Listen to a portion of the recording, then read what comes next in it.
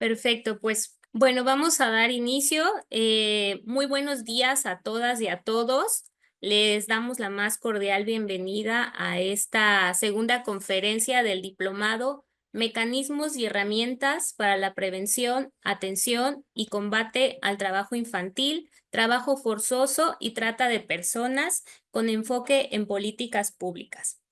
Este diplomado se realiza gracias a la colaboración de la Organización Internacional del Trabajo a través del proyecto Accionar, el Instituto de Investigaciones Jurídicas de la Universidad Autónoma de Chiapas, la Comisión Interinstitucional para la Erradicación del Trabajo Infantil, el Instituto Nacional de Estadística y Geografía, la Secretaría de Trabajo y Previsión Social y la Comisión Estatal de los Derechos Humanos de Chiapas. Agradecemos a cada uno su compromiso para la realización de este espacio de formación y diálogo.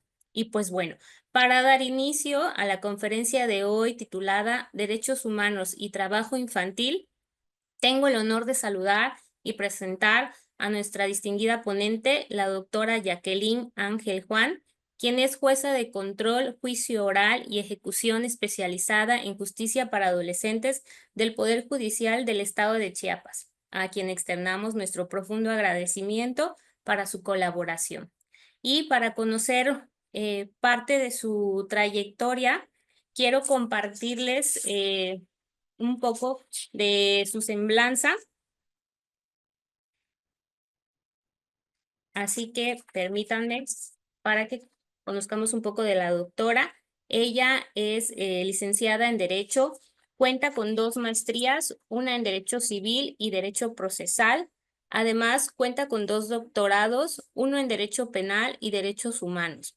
Ha cursado 3 especialidades en Justicia para Adolescentes por 3 instituciones diferentes, por la Facultad de Derecho de la UNACH, la Universidad Contemporánea de las Américas y la Universidad de Ginebra, Suiza.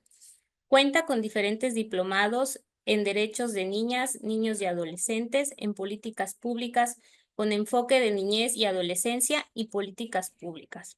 Ha fungido como enlace interinstitucional del Tribunal Superior de Justicia del Estado de Chiapas ante el CIPINA Chiapas y en la coordinación de la Comisión para poner fin a toda forma de violencia contra niñas, niños y adolescentes. Ha participado en mesas de análisis legislativo del Congreso del Estado, así como también en la Cámara de Senadores del Congreso de la Unión, en los procesos de creación para la Ley General de Derechos de Niñas, Niños y Adolescentes, Ley de Derechos de Niñas, Niños y Adolescentes del Estado de Chiapas, la Ley Nacional del Sistema de Justicia Penal para Adolescentes y la Ley de Adopción del Estado de Chiapas. Fue visitadora general especializada en atención de asuntos de niñas y niños y adolescentes de la Comisión Estatal de Derechos Humanos de Chiapas. Y pues bueno, actualmente se desempeña como jueza de control, juicio oral y ejecución especializada en justicia para adolescentes del Poder Judicial del Estado de Chiapas. Así que bueno, doctora Jacqueline, es un honor tenerla con nosotros el día de hoy y pues sin más preámbulo, le cedo el uso de la palabra para dar inicio con su disertación. Muchas gracias. La saludo y los saludo de nueva cuenta. Agradezco antes de iniciar ya de lleno nuestra pequeña plática, breve plática, al licenciado Horacio Culebro Borrayas, presidente de la Comisión Estatal de los Derechos Humanos en el Estado de Chiapas, así como a la directora del Instituto de Formación de ese mismo organismo, a la licenciada Laura Fabiola, quien me ha presentado. Veo muchas caras nuevas en este nutrido foro. Qué alegría ver muchas caras nuevas. También veo caras ya conocidas que nos han acompañado todos los lunes de plática de la Comisión Estatal. Asimismo, saludo y está aquí entre nosotros una persona que yo estimo mucho, que es la doctora Sofía Cobos, investigadora del Instituto Nacional de Estudios Penales, del INACIPE, quien también se ha sumado al fortalecimiento de la capacitación de la comisión y quien es una conocedora y experta en temas de niñez y justicia para adolescentes. El día de hoy he preparado una presentación breve, ¿verdad? Con un tiempo estimado que se nos ha concedido para la presentación de este tema del que hablaremos el día de hoy, que es Derechos Humanos y Trabajo Infantil, en el marco del diplomado que están cursando todas y todos ustedes que nos acompañan y que créanme, vale muchísimo la pena. Yo fui egresada de la primera generación. Es un diplomado de alta calidad en la que se contó con la asesoría técnica del proyecto Accionar de la Organización Internacional del Trabajo y que en esta segunda edición se ha fortalecido y se ha mejorado porque se ha incorporado un capítulo más o un módulo más relacionado con el enfoque de políticas públicas y para las personas que son servidoras y servidores públicos de estas áreas operativas del Estado, realmente es de gran valía justamente por la expertise en la materia de quienes brindan la asesoría del mismo. En este sentido, entonces, vamos entrando ya de lleno al tema. Y para ello, vamos a elaborar 4 preguntas justo en el marco de este título, ¿verdad? Derechos Humanos y Trabajo Infantil. Y para ello las preguntas detonadoras son, ¿quién es un niño, niña o adolescente? No solo desde un concepto jurídico que sin lugar a dudas considero ya todas y todos traemos presente, pero también desde la mirada multidisciplinaria que se requiere para poder interactuar y trabajar con las niñas, niños y adolescentes, en el caso concreto, cuando están en contexto de trabajo infantil. Así como también es importante establecer qué son los derechos humanos, los principios que lo rigen y cómo hay un énfasis diferenciado cuando se habla de niñas, niños y adolescentes. La siguiente interrogante es, ¿qué es el trabajo infantil en su expresión más general? ¿Y por qué es importante esta problemática como objeto de estudio dentro del diplomado? Para ello, entonces, iniciamos definiendo, ¿verdad? O retomando algunos conceptos jurídicos desde la normativa internacional.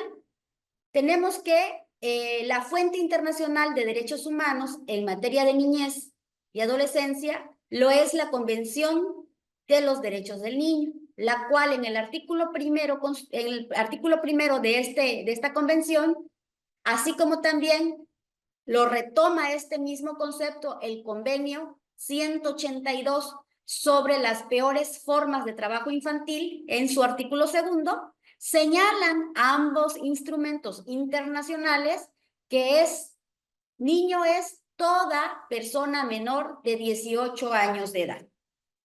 Si observamos la literalidad de esta conceptualización del marco normativo internacional, primero podemos identificar que el lenguaje no es un lenguaje incluyente en virtud que señala niño en lugar de niñeces, que sería la palabra adecuada de acuerdo a lo sugerido por UNICEF a través de un lenguaje inclusivo que permita diferenciar a las niñeces. Y también otro aspecto importante, que el marco normativo señala a estas niñeces, ojo, muy importante, habla del niño como tal. Si observamos, no vemos la palabra niños y adolescencias, es decir, la etapa de desarrollo de la adolescencia no es diferenciada en este concepto, que lo vamos a comentar más adelante. Entonces tenemos que en el lenguaje del marco internacional va a ser la palabra niño, aquella persona menor de 18 años y se tasa por una edad y no precisamente porque culmine una etapa de desarrollo.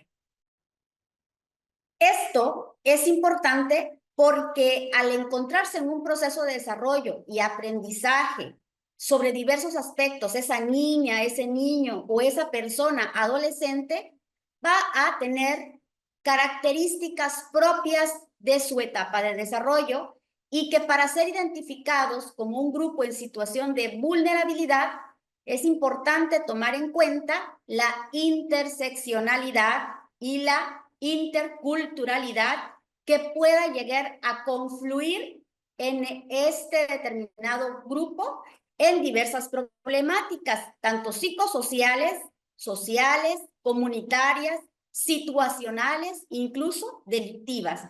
Entonces, es importante tener una mirada con una dimensión profunda desde la perspectiva de los derechos humanos, a lo que se le llama la visión multidimensional del enfoque de derechos humanos, que vamos a comentar más adelante en qué consiste este enfoque. En este sentido, desde el concepto legal, ¿quién es un niño, niña o adolescente? Entonces, recapitulamos, el niño o la niña, de acuerdo a la normativa internacional, y la persona adolescente va a ser persona menor de 18 años. Sin embargo, el marco normativo es del Estado de México, el Estado mexicano. Vamos a encontrar una diferencia, porque en la Ley General de Derechos de Niñas, Niños y Adolescentes nos señala que es niño o niña la persona menor de 12 años de edad. Y es a persona adolescente aquella que tenga más de 12 años de edad y menos de 18. Entonces, la normativa internacional nos habla del concepto niño, niña de manera general, hasta antes de los 18, en tanto que el marco normativo del Estado mexicano, que en este caso es la Ley General, nos hace un señalamiento que se debe a qué? Se debe a que hace una diferenciación a las etapas de desarrollo. ¿Es niño o niña menor de 12? ¿Es persona adolescente mayor de 12, menor de 18? Entonces, esa diferenciación obedece a una etapa de desarrollo biológica, cognitiva, psicosocial, etc. Y entonces, ¿cuál va a ser el marco normativo aplicable a niñas, niños y adolescentes? A nivel internacional, tenemos la Declaración de los Derechos del Niño como un primer documento que genera la necesidad del reconocimiento de este sector de la población, que posteriormente se consolida a través de una Convención de los Derechos del Niño. La Convención de los Derechos del Niño, que fue firmada en 1989 y ratificada por el Estado mexicano en 1990, ha sido el documento más ratificado por el mayor número de países que forman parte del Sistema Universal de los Derechos Humanos, lo que obligó al Estado mexicano a crear un sistema de protección a través de una ley. La ley, que en su primer momento, después de ratificada la convención en 1990, fue publicada por el Estado mexicano en el año 2000, fue la llamada Ley de Protección de Niñas, Niños y Adolescentes. Sin embargo, es importante recordar que dicha ley realmente tenía muchos defectos legislativos, porque lo que hacía era enunciar una serie o un listado de derechos, pero no contemplaba un mecanismo jurídico para judicializar o hacer exigibles esos derechos. Entonces, realmente no tenía mayor efectividad, porque no existían instituciones a donde acudir y reclamar bajo un procedimiento previamente establecido esos derechos. Sin embargo, esa ley estuvo vigente del año 2000 hasta diciembre de 2014, en el que finalmente se publica la Ley General de Derechos de Niñas, Niños y Adolescentes, que es la ley que sin lugar a dudas ya conocen ustedes y que es la mejor ley del sistema jurídico mexicano, porque tiene unas altas aspiraciones de bienestar y de protección a toda niña, niño o adolescente. de tal suerte que si esa ley fuera una realidad, viviéramos en otro país o en otro mundo, ¿no? Realmente es muy bonita. Y aquí sí, no solamente contempla un listado de derechos, sino también crea una serie de mecanismos, incluso un capítulo de infracciones para aquellas personas que no cumplan con su deber de garantizar los derechos de niñas, niñas y adolescentes. Y en el estado de Chiapas, para quienes son del estado de Chiapas, vamos a encontrar la Ley de Derechos de Niñas, Niños y Adolescentes del estado de Chiapas y sus correlativas, ¿verdad?, en cada una de las entidades federativas del estado mexicano. Ya observé que también hay personas que nos acompañan de otros países y en sus países, sin lugar a dudas, que también han de contar, en este caso vi a alguien de Honduras conectado, cuentan con la normativa desde el sistema de protección que ya está vigente en la mayoría de los estados partes de Centro y Sudamérica, acorde a la doctrina de la protección integral de las niñas, niños y adolescentes. Y en este sentido, ¿por qué es importante este enfoque diferenciado para el trabajo con niñas, niños y adolescentes? Porque lo que se debe de tener presente es que las niñas, niños y adolescentes, desde el momento que nacen y son reconocidas como personas, es importante tener presente cuáles son las características, necesidades y riesgos en cada una de las etapas de desarrollo, así como los aspectos físicos, psicológicos, psicosociales, sociales y culturales. Y esto se debe a que estos diversos momentos de crecimientos a los que se le llama etapas de desarrollo humano de un niño, niña o adolescente, van a presentar diferentes características, diferentes necesidades y diferentes riesgos. Así tenemos que las niñas y niños que se encuentran en la primera infancia, que se marca de los 0 a los 6 años de vida, un niño va a tener la necesidad de que sea alimentado, que sea cuidado, que sea protegido, que se le den sus vacunas dentro de determinado plazo, que a determinada edad ya empiece a tener estimulación temprana y en atención a estas características propias van a ser sus necesidades, pero también sus riesgos. En la segunda infancia, que va de los 7 años a los 11 años, las características del niño van a ser diferentes porque va a empezar a tener otras necesidades, como son la necesidad de socialización, la necesidad de vitaminas, de atención médica, de que lleve de manera puntual un cuidado en la salud por el propio desarrollo, pero también de protección en la familia. Así, cruzamos una etapa de transición muy breve, pero muy importante, que es de los 10 a los 11 años, está marcado, o 12 años, que es la pubertad. Este tránsito entre la niñez y la adolescencia es sumamente importante.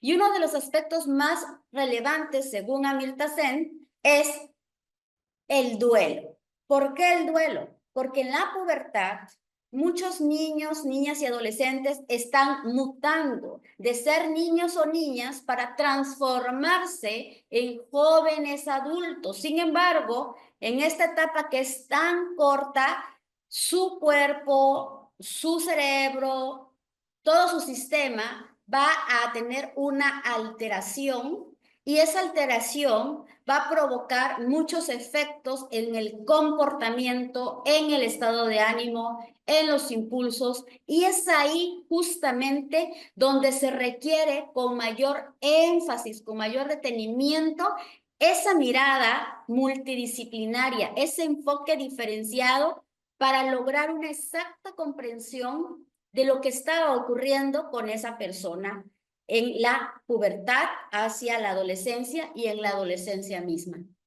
La adolescencia es una etapa de desarrollo, de crecimiento, y con ello lo va a acompañar muchos cambios biológicos, psicológicos, cognitivos, también de mayor madurez, de impulsos, y se debe a que esta evolución, que una de ellas, las más relevantes, es la relacionada con temas de carácter biológico y físico. Vamos a encontrar que una de las explicaciones más documentadas y también más aceptadas dentro de la especialización de niños, niñas y adolescentes es que la corteza prefrontal del cerebro adolescente es aquella que todavía se encuentra en esta etapa de madurez y que por este motivo van a sufrir alteraciones derivadas de impulsos, pero van a ser ocasionadas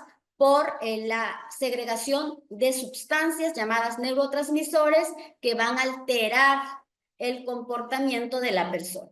Entre otros tantos circunstancias que tiene que vivir esta persona en la etapa de la adolescencia.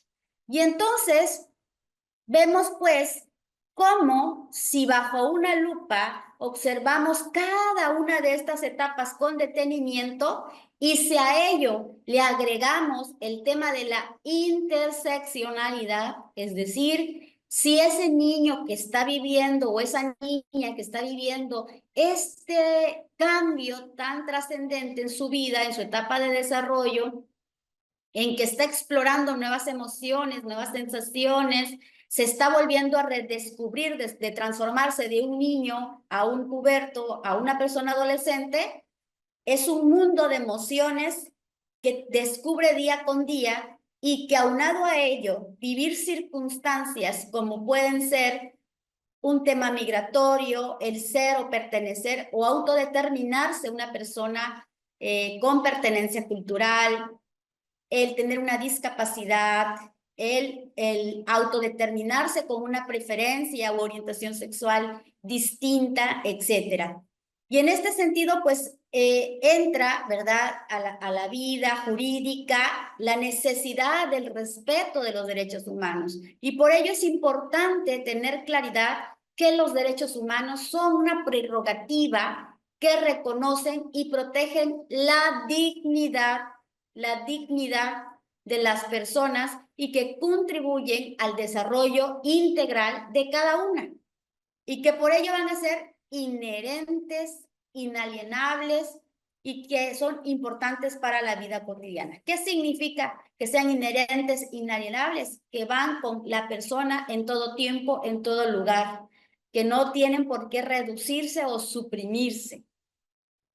Y que estos derechos humanos se rigen por 4 principios, que sin lugar a dudas quienes han estado laborando en temas de esta naturaleza ya los tienen más que presentes. Sin embargo, no dudo que haya personas tal vez con otras profesiones que se interesaron por estudiar este diplomado y que no sean abogadas o abogados, y es importante tener presente cuáles son estos principios de los derechos humanos.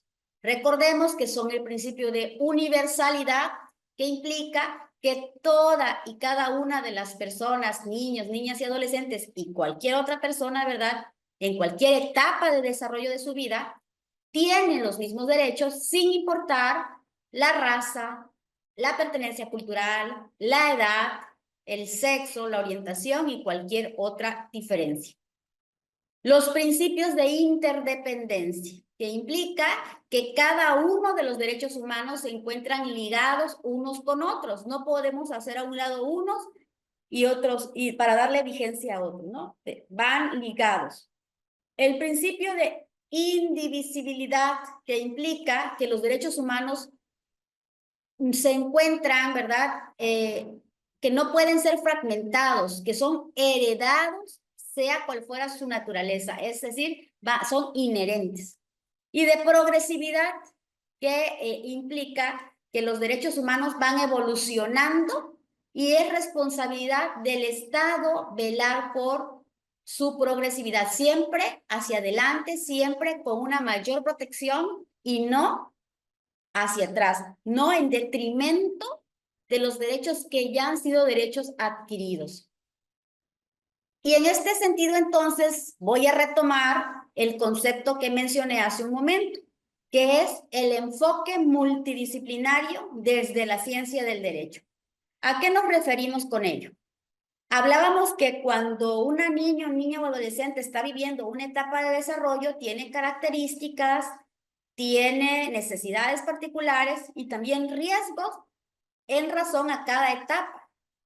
Y para ello es importante no solo conocer o resolver desde el punto de vista jurídico, no es necesario contar con otras herramientas que nos permitan comprender de una mejor manera qué es lo que está ocurriendo.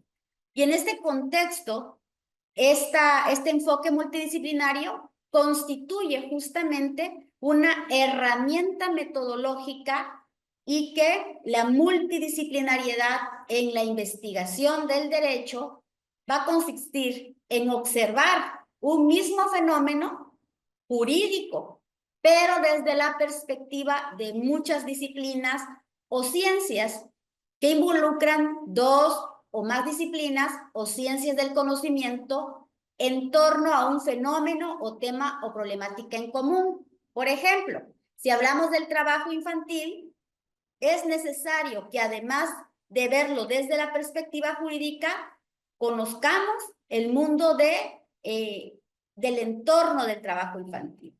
El trabajo infantil en el hogar, el trabajo infantil en las empresas, las peores formas de trabajo infantil, el trabajo forzado, la trata de personas, etcétera. Y diferenciar uno del otro en razón de los contextos, de los fines o de las características de cada uno de ellos. La dinámica social en la que se está desenvolviendo el niño, niña o adolescente, porque cuando ustedes concluyan este diplomado, todas y todos nos daremos cuenta, porque así nos pasó también en la primera generación de egresados, que hemos naturalizado tanto el trabajo infantil que en nuestra propia casa puede estar existiendo trabajo infantil y no nos damos cuenta. Entonces, este diplomado realmente es muy benéfico porque nos abre la conciencia, nos dota de conocimientos, de herramientas que nos permiten desarrollar habilidades, estrategias y técnicas para poder atender, erradicar y combatir de manera efectiva este trabajo infantil. Y en este contexto, el propósito es o consiste en exponer y presentar, cuando vemos desde diversas miradas psicológica, desde el punto de vista biopsicosocial, médico, clínico, jurídico, nos permite entonces exponer y presentar estos enfoques, estos diversos enfoques, lo cual representa un desafío para la ciencia de la conducta humana. Sin embargo, entre sus limitantes podemos advertir que cada uno atiende y debe ser independiente en su trabajo. Aísla elementos o partes, descuidando las relaciones o interconexiones del contexto, y existe una hiperespecialización de cada ciencia o disciplina, es decir, cada uno va a dar su punto de vista y al final se tiene que hacer un análisis, ¿verdad?, de esta multidisciplinariedad para llegar a una conclusión, pero desde este enfoque. Y se va a caracterizar por la teoría, estructura, contenido y operación de cada una de las disciplinas que están interactuando. En este mismo sentido, desde el enfoque multidimensional de los derechos humanos, que esto es una herramienta también muy valiosa cuando se resuelve en materia de derechos humanos. ¿Qué implica? Implica reconocer la importancia de esta mirada de los derechos humanos, la cual es multidimensional. No podemos tomar una decisión partiendo desde una premisa netamente jurídica, sin contar con una serie de elementos de contexto, de interseccionalidad, de situaciones particulares del caso, para hacer un análisis y reconocer que la persona tiene muchas dimensiones y que al colocar a la persona, en este caso a la niña o adolescente, en el centro de la toma de las decisiones, implica reconocerlo tal y como es, observar esas necesidades, esas características propias, esos riesgos, reconocerlo como sujeto de derecho y reconocerlo y garantizarle sus derechos. Implica también que todas las etapas que conforman el ciclo de vida, que ya mencionamos alguna de ellas, primera infancia, segunda infancia, la pubertad, la adolescencia, joven adulto, persona adulta, adultos mayores. Cada etapa de vida debe ser comprendida al considerar un enfoque que mejore sus condiciones para el desarrollo social y económico. Ahí entran los temas DESCAS, ¿verdad? Los DESCAS aplican en este mejoramiento de las condiciones. ¿A qué me refiero con DESCAS? Derechos económicos, sociales y culturales. La presencia de los sistemas de protección para cada etapa de desarrollo. ¿A qué se refiere con esto de sistemas de protección para cada etapa de desarrollo? Implica que en tratándose de niñas, niños y adolescentes, debe de existir un sistema de protección para niños, niñas y adolescentes, el cual existe, por supuesto, y está regulado por la Ley General de Derechos de Niñas, Niños y Adolescentes y la correlativa en los estados de la República. Por otra parte, la garantía de paridad de género. Bajo el principio de igualdad y no discriminación, es importante que desde este enfoque multidimensional de los derechos humanos se cuente y se garantice con esta garantía, válgase la redundancia, de paridad de género. Así como también el reconocimiento de la multiculturalidad o pertenencia cultural y seguridad y equilibrio en el medio ambiente, entre otros aspectos. Si nos detenemos brevemente en esta diapositiva, que a mí me encanta mucho este enfoque multidimensional, ¿qué es lo que reconocemos en este enfoque? Que lo que se busca es garantizar el mayor y mejor estado de bienestar de cada persona a través del reconocimiento de sus particularidades, necesidades y garantizándolo a través de la vigencia plena de sus derechos. También en este contexto, y ya vamos entrando en tema de trabajo infantil, una vez que hemos dejado establecido quién es un niño, niña o adolescente, el marco normativo aplicable, sus características y particularidades, así como la importancia de esta mirada desde los derechos humanos, es importante hacer un pequeño y breve recuento de algunos momentos relevantes en relación al trabajo infantil con los derechos humanos. Y para ello, recordaremos que en el siglo XX los niños eran usados o señalados como pequeños adultos, ¿no? Adultos en pequeño. No sé si ustedes habrán visto en alguna ocasión el cuadro de las meninas, que eran unos niños, eran unas niñas, ¿no? Pero en chiquito, pero con todos sus rasgos de la cara, su vestimenta. Como adultos, eran como unos adultos, pero en chiquitos. Es decir, no había mayor diferenciación en cuanto a esas características particulares, necesidades específicas. No, simplemente se reducía a pretender representar a una persona adulta, pero con un tamaño menor, ¿no? Y en este sentido, o bajo esta idea, en el siglo XX, ¿verdad? Los niños trabajaban desde edades muy tempranas, a partir de los 7 años de edad, como los adultos en condiciones insalubres e inseguras. Es decir, cuando los niños ya podían realizar una actividad que requería determinada fuerza o determinadas habilidades, ya se les asignaba un trabajo. Para 1948, en el ámbito internacional, la Asamblea General de Naciones Unidas aprueba la Declaración Universal de los Derechos Humanos. Y en su artículo 25 señala, ¿verdad?, que las madres, dice, da derecho a las madres y niños a cuidados y asistencias especiales, así también a la protección social, a la protección social. Hago énfasis porque la naturaleza, ¿verdad?, de la protección social implica el deber del Estado de garantizar que tanto las madres y los niños cuenten con las condiciones necesarias de mejoramiento social. Para 1959 se aprueba la Declaración de los Derechos del Niño, que reconoce, entre otros, el derecho del niño a la educación, al juego, a la salud, al entorno. Derivado de ello, se empieza con el paso de los años a la actualización y progresión de los derechos del niño. Fue un primer gran avance esta declaración que tan solo contiene 10 artículos, pero que eran 10 poderosas aspiraciones y anhelos de la comunidad internacional que años después se concretó, ¿verdad?, en la Convención de los Derechos del Niño.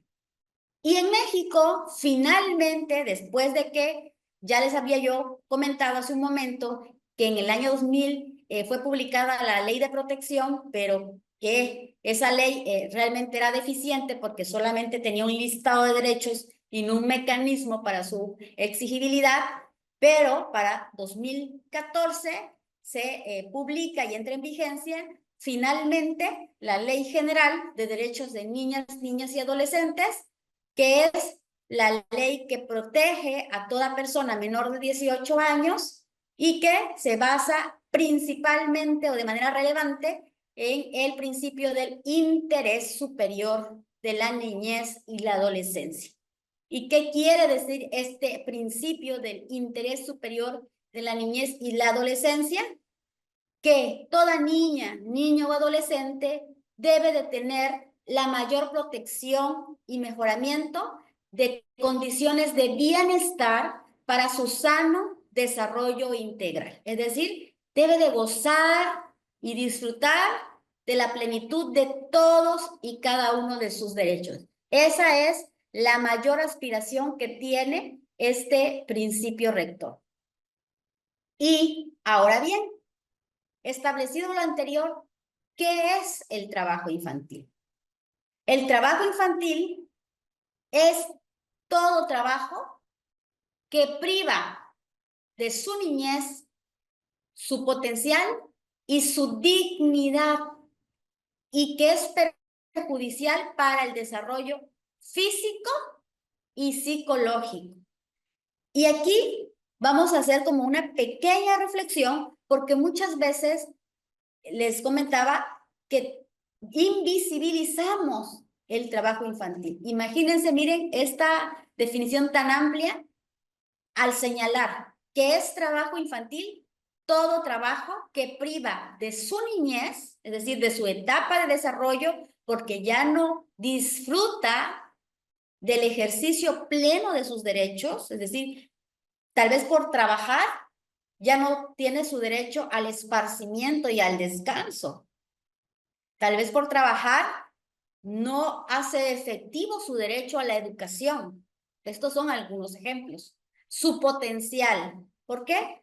Porque tiene que trabajar tantas horas de jornadas que termina cansado. Que una vez cansado, si no tiene una adecuada alimentación, por supuesto que su potencial de ese niño o niña no va a ser el máximo. Su dignidad por la naturaleza de las actividades que esté realizando y que perjudican su sano desarrollo psicológico.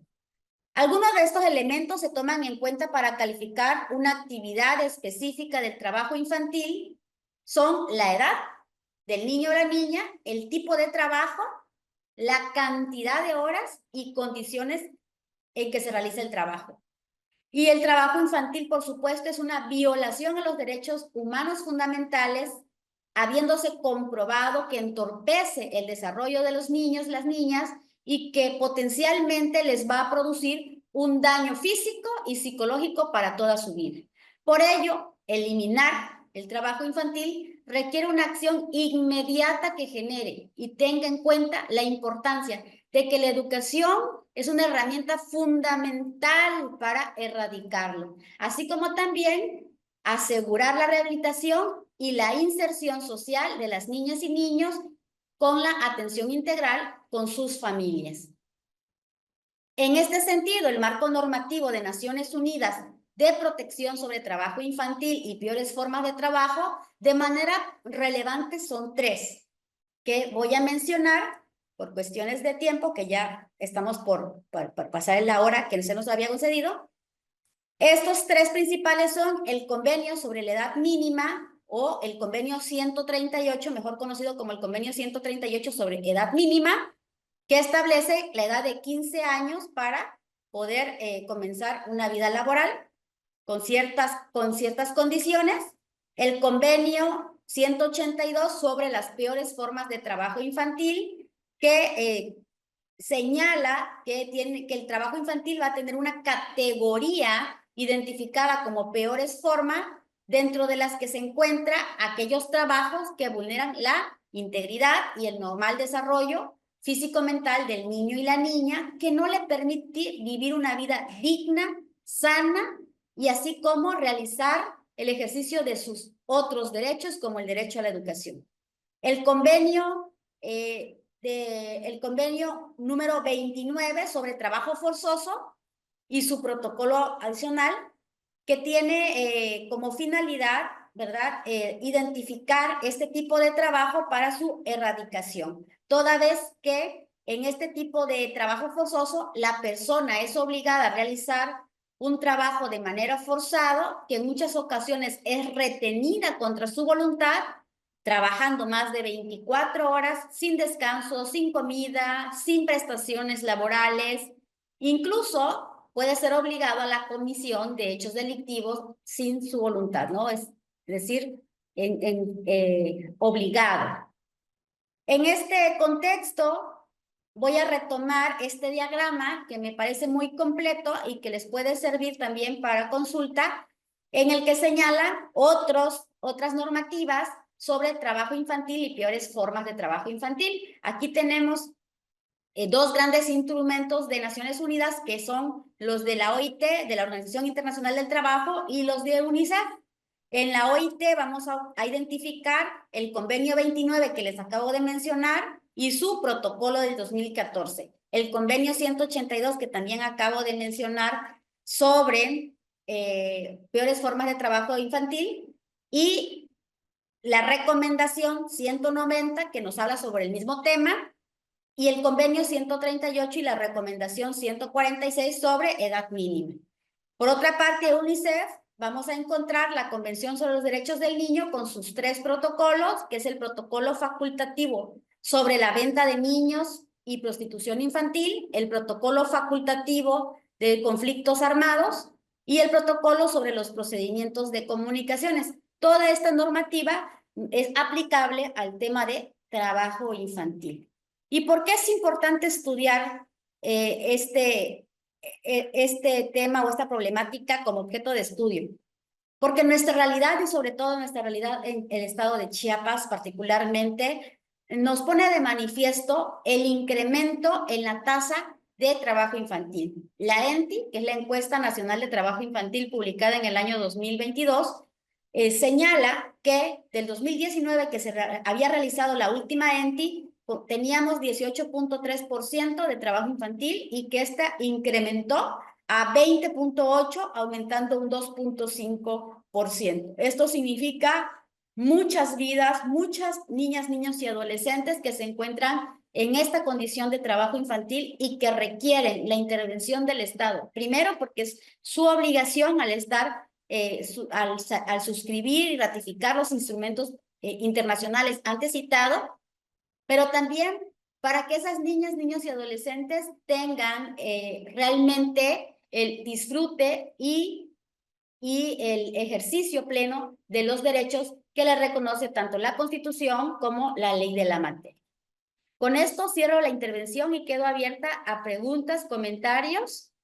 Con mucho gusto los escucho. Doctora Jacqueline, pues muchísimas gracias de verdad por su apoyo, por su excelente exposición el día de hoy. Como siempre, es un gusto escucharla. Eh, y pues considero que sí podemos abrir, si usted está de acuerdo, 3 participaciones, que levanten ahí la manita o quien diga, quien quiera participar, hacer algún comentario o alguna pregunta en caso de que hubiera a alguien que quisiera participar.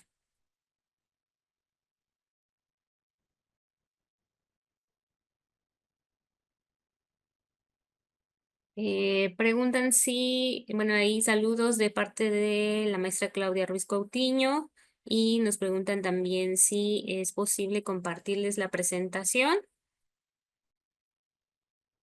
Se las envío con usted en este momento, maestra Laurita, por favor.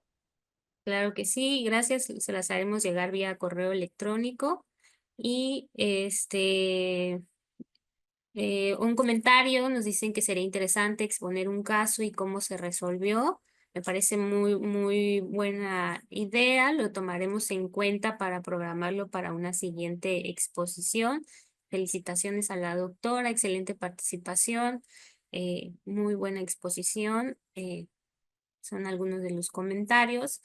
Y pues bueno, igual podemos ir avanzando. En caso de que alguien quisiera participar, si no, vamos quiero proyectarle su reconocimiento, doctora. Creo que por ahí ya se ve, si no me equivoco, por ahí se ve ya el reconocimiento de la doctora Jacqueline. Pues bueno, la Universidad Autónoma de Chiapas, a través del Instituto de Investigaciones Jurídicas, otorgan el presente reconocimiento a Jacqueline Ángel Juan por su valiosa participación en la conferencia Derechos Humanos y Trabajo Infantil, impartida dentro del diplomado Mecanismos y Herramientas para la Prevención, Atención y Combate al Trabajo Infantil, Trabajo Forzoso y Trata de Personas con enfoque en políticas públicas, por la conciencia de la necesidad de servir. Firma el rector de la Universidad Autónoma de Chiapas, el doctor Osvaldo Chacón Rojas, a febrero de 2025 en la ciudad de Tuxtla Gutiérrez, Chiapas. Y bueno, por aquí ya tenemos 2 personas que se han animado a participar. A ver, vamos a dar la participación a Marilú Corona Moreno. Si gustas, Marilú, a ver, vamos a, me dices si puedes abrir tu audio, tu micro. Ya, listo, gracias. Sí, antes que nada, la verdad, felicitar la presentación de la doctora de una manera muy sencilla y muy clara. Explicó los conceptos, lo que es el trabajo infantil, las diferencias y sobre todo esto, lo de ya comenzar a manejar este lenguaje inclusivo. Si bien a mí me llama la atención, yo radico en San Cristóbal de las Casas, Chiapas, y también en lo que es a veces en San Felipe, Baja California, y algo que yo observo mucho es esta parte, ¿no? Yo creo que todos sabemos de este trabajo infantil que se realiza de manera informal en los niños, más en las zonas turísticas. Entonces, sí se requiere de una política pública muy importante para cómo reducir este trabajo, si bien son estar en las esquinas, en los bulevares, de limpiaparabrisas y todo esto. Hace algunos años, si no mal recuerdo, y creo que tengo varios compañeros ahí de Chiapas, creo que hace como 2 años hubo una política de poner unas pancartas donde decía que se denunciara todo aquel adulto que mantuviera a sus niños trabajando en las esquinas, en los bulevares. Sí funcionó, pero fue tal vez 2 meses que sí se vio ya tranquilo esa situación, más sin embargo, ha sido muy recurrente. Ahí mi pregunta central es, como política pública, ¿qué se podría plantear o qué podría ser la medida para comenzar a reducir esta incidencia, ¿no? Porque sabemos que hay muchos niños que incluso ya no acuden a la escuela porque tienen que salir a trabajar o que se van a trabajar en temporadas altas de turismo a diferentes entidades del Estado, y obviamente ya no se les está restringiendo el derecho a la educación, a una vida sana y a una vida digna como niños, ¿no? Gracias. Gracias, Marilu, por tu pregunta. Y es evidente que estás ávida de ya resolver los problemas. Te platico, Marilu, que en este diplomado van ustedes a tener un ejercicio práctico de tallereo. Y está bien bonito, porque ahí se hace el análisis de caso. Dejan de tarea, o el anterior nos dejaron de tarea, que en nuestra comunidad, en nuestra colonia, en nuestro barrio, tenemos que identificar la problemática para poder primero identificarla, luego ver qué tipo de problema es, si es trabajo infantil, trabajo forzado o peores formas de trabajo o incluso trato. Y una vez que se ha identificado, ver qué mecanismos.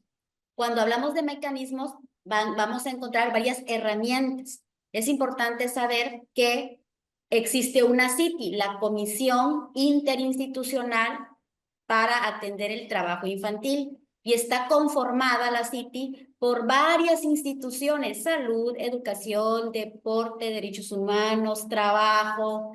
Está la organización de los trabajadores, los sindicatos, hay representación tripartita, además de las instituciones, y entre todos hacen este mapeo de problemas y presentan soluciones y se tiene que construir. La CITI es a nivel municipal y estatal y se va a articular a nivel federal. Entonces, esta articulación se va entrelazando de tal manera que no hay un remedio específico. No te voy a decir, esta política te va a funcionar para todos los municipios, porque en cada uno hay problemas diferentes. Ejemplo, quienes viven en Cancún tienen una problemática con este tema muy diferente al que hay en Chiapas, aquí en Tapachula. Yo ahorita estoy cerca de Tapachula y tenemos otra problemática a la que hay en Tuxtla Gutiérrez, en Chihuahua, en Honduras. En cada lugar va a haber una características del fenómeno. Entonces, hay que observar el fenómeno, identificar la problemática y estructurar la política pública con cada uno de los pasos. La política pública tiene diversos pasos y paso a paso se va a construir el árbol, ¿verdad? La matriz de problemas, de soluciones, de análisis con enfoque de derechos e interseccionalidad para encontrar la solución más adecuada a esa problemática. Pero eso es muy extenso y lo van a ver el ejercicio práctico en uno de los módulos. Espero con esto darte alguna pauta, y puedes googlear también la CITI en tu lugar de origen si ya está instalada, y acercarte para que ahí se te brinde también mayor información local. Gracias, doctora. Bueno, continuando con el orden en que fueron apareciendo las participaciones, seguiría Alejandra Lemus. ¿Quieres intentar abrir tu... Hola, buenos días. Alejandra Lemus de Tuxtla Gutiérrez, Chiapas. Muchas felicidades a la doctora Jacqueline y a los organizadores de este diplomado, ya que nos ponen las herramientas que podemos utilizar para estudiar este fenómeno social que cada vez aqueja más en cualquier tipo de sociedad urbana o rural. Sin embargo, es una realidad que tenemos muy normalizada. Ya lo decía la doctora, la naturalización de este fenómeno social se vuelve más complejo en base a cada situación. Para mí es muy impactante que México a nivel internacional, nacional y estatal cuente con la firma de diversos convenios, tratados, convenciones, y que los resultados de esta encuesta nacional que se llevó a cabo en el 2022 plasmen un incremento. Entonces, muy ad hoc el contenido de ese diplomado para poder abordar la problemática mediante las políticas públicas. Si bien es cierto que contamos con una legislación actual, y tenemos el problema muy focalizado tanto en el norte, en el centro y en el sur de México. ¿Qué es lo que hace falta? Bueno, están las políticas públicas, pero también depende de la voluntad de los gobiernos para poder combatir este problema de trabajo. Gracias. Gracias, Alejandra, por tu retroalimentación muy valiosa realmente, porque la realidad está ahí y es apremiante tener soluciones concretas. Gracias. Perfecto, muchas gracias, doctora. Continuamos con Víctor Roan en la tercera participación. Adelante.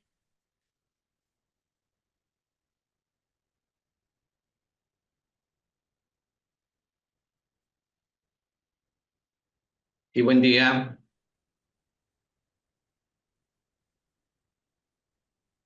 Buen día, ¿me escuchan? Sí, creo que hay un poco de debilidad en su conexión, pero adelante. Ok, buen día a todos. Pues felicitar a la ponente y nada más mi comentario va en el sentido de que estamos frente a una realidad muy compleja, que si bien es cierto, hay instrumentos normativos para regular esto, pero muchas veces las acciones que se vienen desarrollando son reactivas a la situación del trabajo infantil. Yo estoy en Mérida, Yucatán, y desgraciadamente hemos tenido algunos casos donde ya ha habido muertes de niños desarrollando alguna actividad laboral, y es cuando se reacciona ante esta problemática. Y yo esperaría que, como decía la compañera, realmente pudiera haber pues mayor coordinación entre las diferentes instancias municipales, estatales y federales para regular, controlar, y lo ideal sería eliminar el trabajo infantil. Gracias.